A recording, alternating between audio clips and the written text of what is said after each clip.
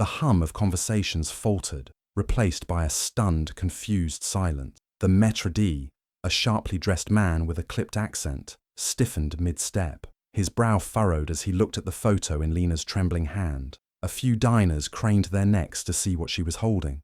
Others whispered in growing curiosity, irritation simmering behind their pearl-white smiles. "She can't be serious," someone muttered. "She's probably high." Lena didn't move. She stood small but unshaken, her shoulders squared the best she could. Her eyes locked on the maître d'. "I need to see her," she said again, barely above a whisper. "Please." The lady in the picture. The maître d' hesitated, clearly unsure. Then a woman's voice rang out from across the room, sharp, authoritative. "What's going on here?" Heads turned as Claudia Davis herself walked out from the back hallway, her heels tapping against the marble floors. She wore a tailored navy blue dress and a look of tired professionalism. She'd just wrapped a meeting with investors in the private dining room, unaware of the small storm waiting for her. The maître d' stepped aside. "I was just about to have security escort this." Claudia's gaze dropped to the child and then to the photograph. Time seemed to stall. Her eyes widened, not in horror, but in something deeper. Her fingers instinctively reached for the photo Lena still clutched, careful not to startle her.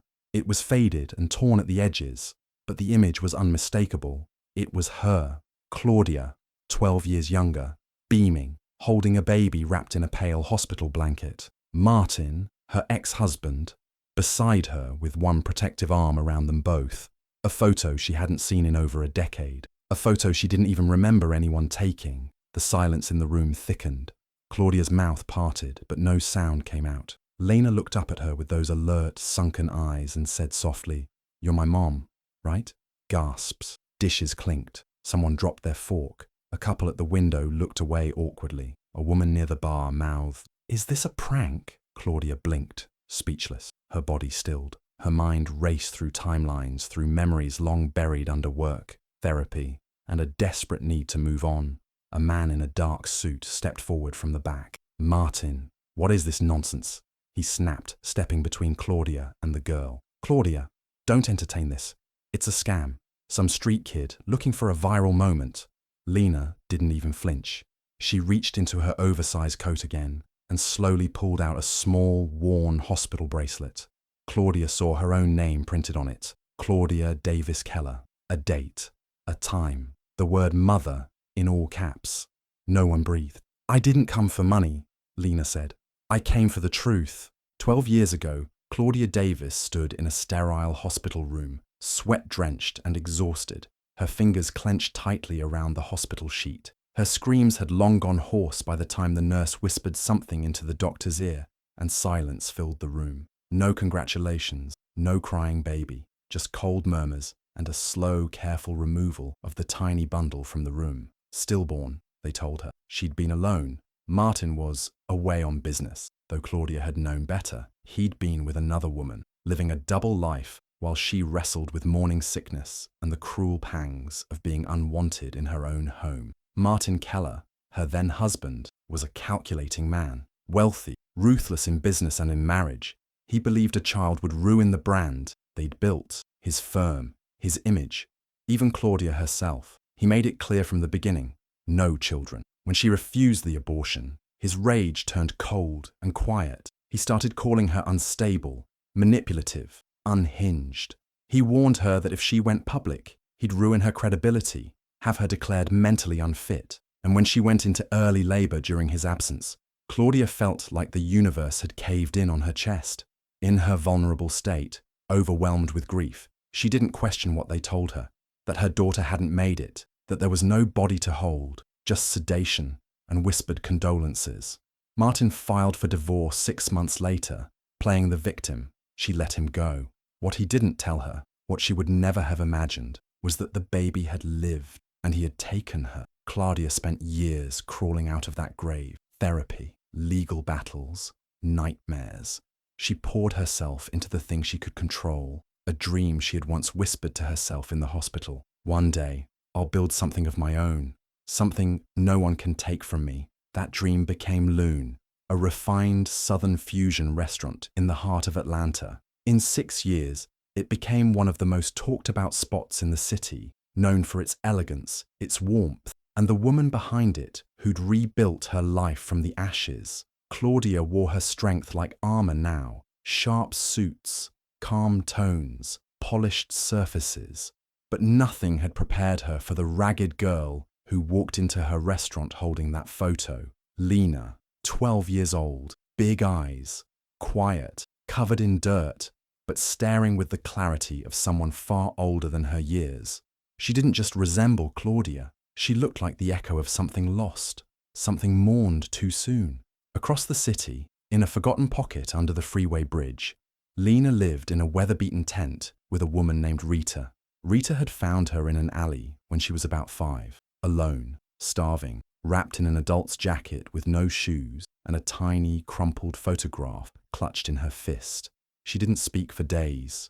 Rita had been many things in her life: a nurse, a drinker, a woman who'd lost everything, but she'd taken Lena in like a mission from God. She fed her, taught her how to read, taught her how to count cash and spot danger, gave her the name Lena because the child didn't know what hers was. But time had run out. Rita's cancer had spread to her lungs, her bones. Some nights she couldn't even stand. One cold morning 2 weeks ago, she'd taken Lena's hand and pressed the photo into it again. "If you don't go now, baby, you'll never get answers. That woman, she's someone. I know it in my gut. She's someone." Lena didn't want to go. She didn't want to leave Rita. But when Rita started coughing up blood, when her voice became too weak to argue, Lena went. It took her 3 days on foot and bus to find the restaurant. She stood across the street for hours, watching the people inside laugh and sip wine under chandeliers. She couldn't imagine ever belonging to something that beautiful, but she had to try, because Rita was dying, and Lena needed the truth, not for herself, but for the woman who saved her when no one else did. The restaurant buzzed with uneasy murmurs. Waiters glanced toward the entrance, whispering under their breath, unsure whether to intervene or just stay out of the unfolding spectacle. The maitre d' made a few calls to security but didn't act yet. Something about the girl's calmness, the way she stood so still, gripping the photo, made people hesitate. The photo trembled in Lena's small hand as she looked up at Claudia Davis, the woman from the picture, the woman everyone in the restaurant whispered about with awe and admiration. Claudia stepped out from the back office, heels clicking on the polished tile, perfectly composed, until she saw it. The photo. Her breath caught. It was the same photo she'd taken in the hospital room the day after her daughter was born. A private moment captured by a kind nurse, her hair still matted, her cheeks swollen, but smiling for the first time in months. Martin had stood beside her holding the newborn. Claudia hadn't seen that photo in over a decade. She blinked once, twice. Her legs wobbled slightly. "Where did you get that?" she asked softly. "I've had it since I was little," Lena replied. I think you're my mother." Before Claudia could speak, the main doors swung open. Martin Keller, polished, confident, still handsome in that cold, practiced way. He was in a tailored navy suit, gold cufflinks catching the chandelier light. He walked in like he owned the place, and in a way he did. Though Claudia was the face, Martin was the silent investor, the financial backbone behind the second expansion of Loon. He saw Lena, he saw the photo. His jaw tightened. "Claudia, step away from her," he said calmly but firmly. Security should have removed her already. Claudia didn't move. "She has a photo, Martin, from the hospital. She stole it, obviously," he snapped, his eyes now on Lena, icy. "She's a con artist. This is exactly how scammers work. Play the sympathy card, make up some sob story. Look at her. She probably found that photo in the trash or bought it online." Lena didn't back down. She reached into the pocket of her coat and slowly pulled out a torn Ziploc bag. Inside was an old, faded plastic hospital bracelet. She held it out to Claudia. "I kept this too," she said. "It says Claudia Davis. The date's the same as my birthday." Martin went pale. "Claudia." But Lena wasn't finished. She unzipped the inner lining of her jacket and pulled out another item, this one more fragile. A lopsided photocopy of a birth certificate. The names were blurry, the ink old. Her name was scratched out and rewritten in different handwriting. The father's name line had been whited out. Claudia stared at the bracelet, then the certificate. Her mind was spinning. This wasn't a scam. This wasn't a coincidence. Martin's voice turned sharp. "Claudia, we've worked too hard for you to fall for this. This girl is dirty, dangerous. If you give her an inch— Stop, Claudia said. It wasn't loud, but it cut through the noise like a blade. She was still staring at Lena. Her eyes brimmed with confusion, fear, and something deeper, a trembling hope. To the staff, she said quietly, "Get her something warm to drink." A blanket Martin's nostrils flared. "You're making a mistake." "I'm not throwing a child into the street," Claudia snapped. Lena's eyes flickered. Her hands were shaking now. For a moment she seemed like she might run, but Claudia crouched beside her, placed a gentle hand on her shoulder, and whispered, "Let's talk, just you and me." She turned back to her staff. "Clear the private room." Martin tried to speak again, but Claudia cut him off with a cold stare, the same stare she had perfected in the courtroom years ago when she fought him for freedom. The room quieted. The girl was led gently to the back, away from the stairs. As the door shut, Martin stood frozen at the center of the restaurant, fury building behind his corporate mask. He hadn't planned for this, but Claudia had seen enough to know something was terribly wrong, and this girl might not be a liar at all. Claudia didn't sleep that night. The image of Lena's face, those eyes so alert, so familiar, haunted her. She sat in her home office, turning over the hospital bracelet, the altered birth certificate, and the old photo. She hadn't seen Martin's signature on that certificate, but something about it felt forced, wrong. By morning, she made her first move, alone. She drove to the hospital where she'd given birth 12 years ago. The maternity ward looked different now. New tiles, fresh paint, but the memories came rushing back anyway. Claudia walked the halls slowly, almost dazed, until she found the medical records office. "I'd like to request my own delivery records," she told the woman behind the desk. "From 12 years ago, my name is Claudia Davis, formerly Claudia Keller." There was a pause. The woman raised an eyebrow, but tapped away at her keyboard. "You'll need to fill out a formal request, ma'am. These files are archived. It'll take a few days."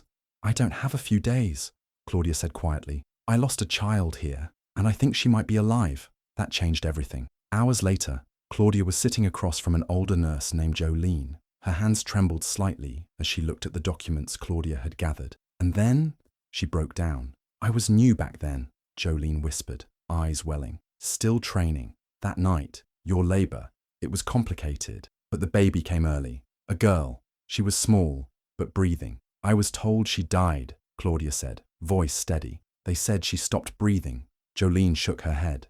"A man came in. He looked important, had a paper in his hand. He spoke to the head nurse.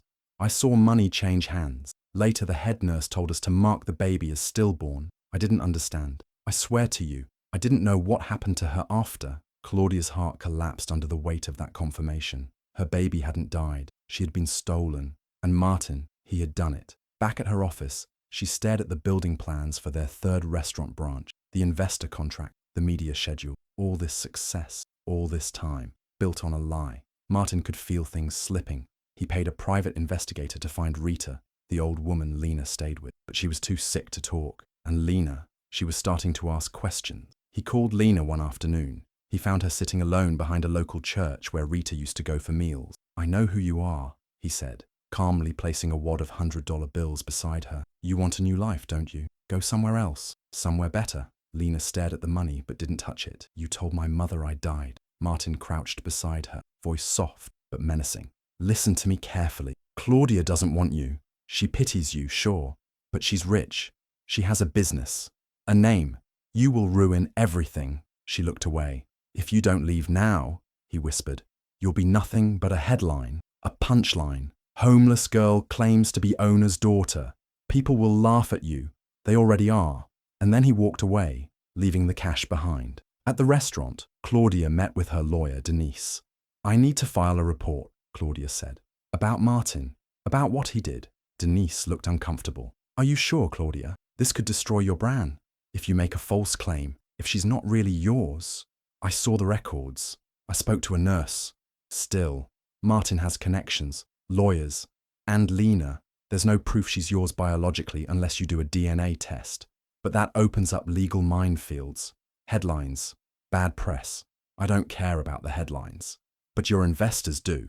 That silenced her. She was caught in a chokehold between motherhood and survival. between truth and image. That night, Claudia watched a video online of her own restaurant staff laughing about the incident. Someone had filmed Lena standing at the door that first day. "She looked like a ghost," one waiter joked. "I thought she was going to start levitating. She said she was Claudia Davis's daughter. What a scam." The video had thousands of views, hundreds of cruel comments. Claudia closed her laptop and wept. 2 days later, Rita died in her sleep at the shelter. Lena wasn't there. She'd gone looking for Claudia again, but the front desk turned her away. By the time she returned, Rita's bed was empty. No goodbye, no answers. Just a folded shawl and an unmarked card. A social worker took Lena's hand gently. "There's a place we can take you, just for a few nights until we sort things out." The foster shelter was sterile and loud. The lights buzzed constantly, the beds were close together, and one girl cried in her sleep. Lena didn't speak to anyone. She held her photo tight. She no longer believed anything good was going to happen. Claudia found out the next morning. She had just come from the bank, preparing to remove Martin's name from their joint ACO. The sterile white envelope sat on Claudia's desk like a live grenade. Her fingers trembled as she slid her nail beneath the flap and unfolded the paper. DNA test. Result: 99.9% probability of maternity match. The breath left her body like a dam bursting. There it was, in black and white. No more doubt, no more speculation. Lena was her daughter. Her hands tightened around the paper, and a surge of fury took over. All those years, all those nights grieving over a child she thought was gone. Martin had taken everything from her, her peace, her motherhood, her trust, but he hadn't taken her strength, not anymore. She called him. "I need to talk, in person." Martin agreed, smug as ever. They met at his penthouse suite, overlooking the Atlanta skyline, where everything reeked of old money and even older lies. Claudia entered calmly, carrying her handbag and the folder of DNA results.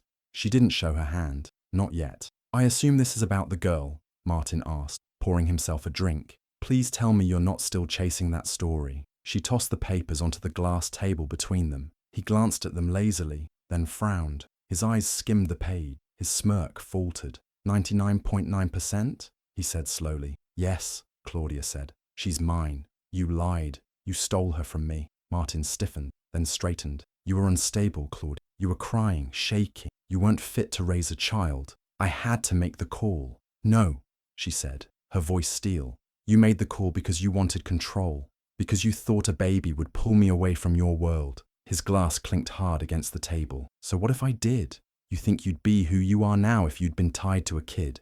You think you'd have your restaurant, your freedom? I saved you. You should thank me." Claudia didn't flinch.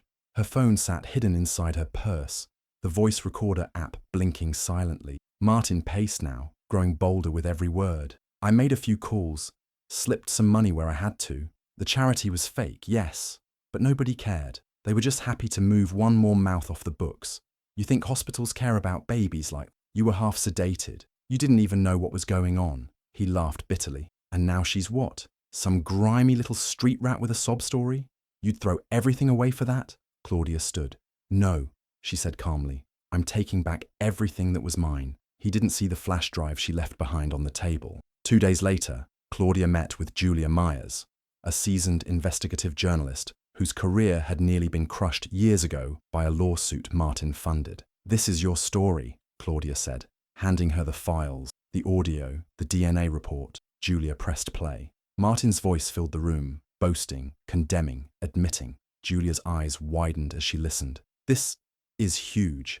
If we publish this, it could blow open everything. Not just him, but every private adoption ring tied to those shell charities. I want his empire to burn," Claudia whispered. "I want every parent he did this to have a chance to know the truth." Julia nodded. The article dropped like a thunderclap. The baby was never dead. The secret life of Lena Davis and the billionaire who lied. It went viral in under an hour.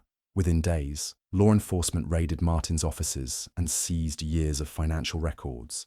His business associates cut ties. Stockholders withdrew. Claudia's restaurant investors issued statements distancing themselves from him. But the biggest blow came when child welfare and federal investigators unearthed the truth. Martin had used the same shell charity multiple times to rehome unwanted or vulnerable infants, under forged documentation, fraud, child trafficking, conspiracy, obstruction. The charges piled up. He was arrested at his home, still wearing his designer robe, shouting about fake news and character assassination. But no one listened anymore. He was no longer the polished billionaire. He was the man who stole a child, and the world wanted justice. Back at the foster shelter, Lena sat quietly, staring out the window. The door opened gently. Claudia stood there, breathless but smiling. This time she didn't just watch from afar. She knelt in front of her daughter. "I'm here," she said, "for good.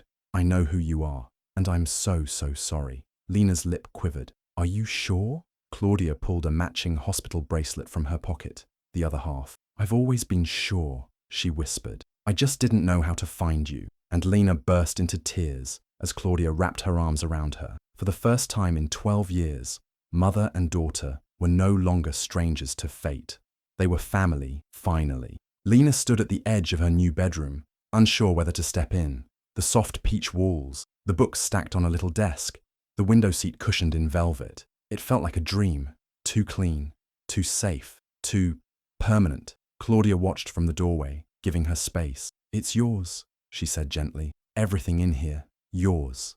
Lena nodded, but didn't move. That first night, she didn't sleep in the bed. She curled up in a corner, just like she used to with Rita. Claudia found her there in the morning, wrapped in the blanket she'd dragged from the bed, her cheeks streaked with silent tears. It broke Claudia's heart, but she didn't try to fix it with promises. Instead, she sat beside her and waited. Healing came slowly. Some days were good, full of laughter, shared meals, even cautious smiles. Lena started writing in a journal, and Claudia placed it in a locked drawer only Lena could open. They cooked together sometime, or watched old movies, or fed pigeons at the park. Lena began to grow into her voice, but the cracks ran deep. Lena flinched when strangers raised their voices.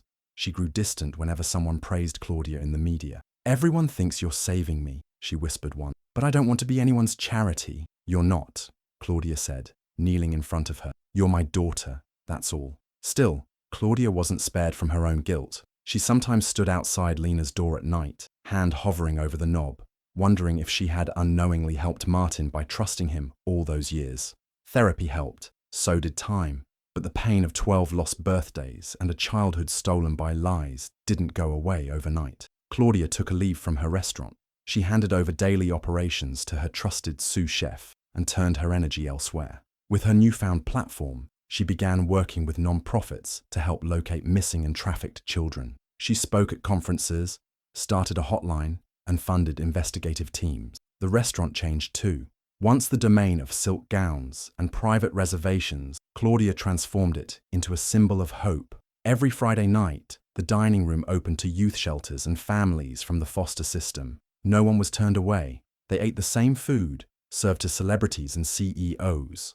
And above the host's podium hung a bronze plaque, the Rita Foundation Scholarship for the lost who still deserve to dream. Rita had died in silence, but her name now echoed in every spoonful of soup, every textbook bought, every girl who found shelter where once there had been none. Lena started school again. She was quiet but observant, smart, a survivor. When her teacher asked the class to write about someone who had changed their life, Lena wrote one sentence. "She didn't just find me, she stayed." One rainy afternoon, Lena padded into the living room, holding a blanket. Claudia looked up from her laptop, expecting a request for tea or homework help. Instead, Lena said softly, "Can you sit with me? On the couch? Like, just sit?" Claudia set everything aside. They curled up under the blanket together, the silence between them no longer heavy, just warm. And for the first time, Lena rested her head on her mother's shoulder, not out of fear or desperation, but because she wanted to. They were healing, not perfectly, not quickly, but together. The soft hum of conversation filled the restaurant, warm and alive with energy. Lena sat at a corner table near the window, the same one she had once stood beside as a barefoot stranger. Now she wore jeans, a hoodie, and sneakers with scuffed soles, but they were hers, clean, chosen. She laughed, unrestrained and full, as her friends passed around fries and teased each other. Her eyes sparkled. Her hair was neatly braided. There was a dimple when she smiled now, something no one had noticed before, because there had never been a reason for her to smile that wide. Claudia stood a few steps away, watching. She walked over, knelt beside her daughter, and tucked a stray curl behind Lena's ear. "I have something for you," she said quietly, placing a cream-colored envelope on the table. On the front, written in Claudia's elegant script, was just one word: Lena. Lena looked at it, then at Claudia. Her friends had gone silent, sensing the moment. Lena picked it up carefully, slid her thumb under the flap, and pulled out the letter. She unfolded the pages slowly, her fingers trembling slightly. Voiceover begins. Claudia's voice soft and steady. "My dearest Lena, I don't know how to erase the pain of our years apart. I don't know how to explain what I didn't know, what I couldn't stop, but I do know this. I'll spend the rest of my life making sure you never feel alone again. You were never the girl who begged. You were the girl I begged God to bring back." Lena's eyes filled with tears. She folded the letter against her chest, blinking fast, her lips pressed together. Claudia opened her arms, and this time Lena didn't hesitate. She stood, stepped forward, and melted into the embrace. Arms tight, faces buried in each other's shoulders. The restaurant, once the stage for cruelty and silence, now held something else: a mother, a daughter, and a future neither of them ever expected, but both finally believed they deserved. Fade out. Hi besties, thank you so much for watching to the end. Please remember to like, comment, and subscribe.